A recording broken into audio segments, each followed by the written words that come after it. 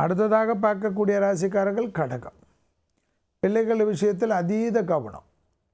முருகா முருகா என்று முருகரை பிடித்து கொள்வதும் சுப்பிரமணிய புஜங்கத்தை பிடித்து கொள்வதும் உங்களுக்கு ஏற்றத்தை தரும். பூர்வ புண்ணிய ஸ்தானத்தில் சில தோஷங்கள் காணப்படுவதனால் அபிராமி அந்தாதியில் 40, 59, 75 படிக்க அனுகூலம். மற்றபடி பணவரவு உத்தரவாதம். பழைய கடன்கள் செட்டில் செய்யக்கூடிய பிராப்தம். வழக்கு போன்ற பிரச்சனைகள் சாதகம். புது பொறுப்புகளுக்கு வரக்கூடிய காலகட்டம். உத்வேகத்துடன் துடிப்பாக இறங்கி வேலை செய்யக்கூடிய அமைப்பு. தேகாரோக்கியத்தில் வயிறு அசிடிட்டி, வயிறிலிருந்து கழிவுகள் பாதையில் மிக கவனம். சிலருக்கு இன்ஃபெக்ஷன் டிசீஸ் என்று சொல்வார்கள். ஏதாவது தொற்று நோய் உபத்திரங்கள் தக்கென்று ஏற்பட்டுவிடும். அதற்கு உண்டான ப்ரிவென்ஷனான ஊசிகளை போட்டுக்கொள்வது புத்திசாலித்தனம். பெரிய அளவுக்கு சந்தோஷம், அனுகூலம், அதிகமான வேலை இருக்கும். தூக்கமின்மை காணப்படும். எப்பொழுதும் வேலையே அல்லது டிராவல்லே இருப்பீர்கள். குடும்பத்தினரோடு கூட பேசுவதற்கு நேரம் இருக்காது.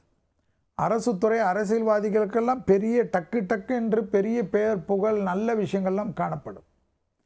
புதிய முயற்சிகள் அனுகூலத்தை தரும். தொலைதூரத்திலிருந்து நல்ல செய்திகள் ஏற்படும். எந்த பயணங்கள் வந்தாலும் எடுத்துக்கொள்ளலாம். எந்த டிரான்ஸ்ஃபர் வந்தாலும் எடுத்துக்கொள்ளலாம். எந்த வேலை மாறுதல் வந்தாலும் எடுத்துக்கொள்ளலாம்.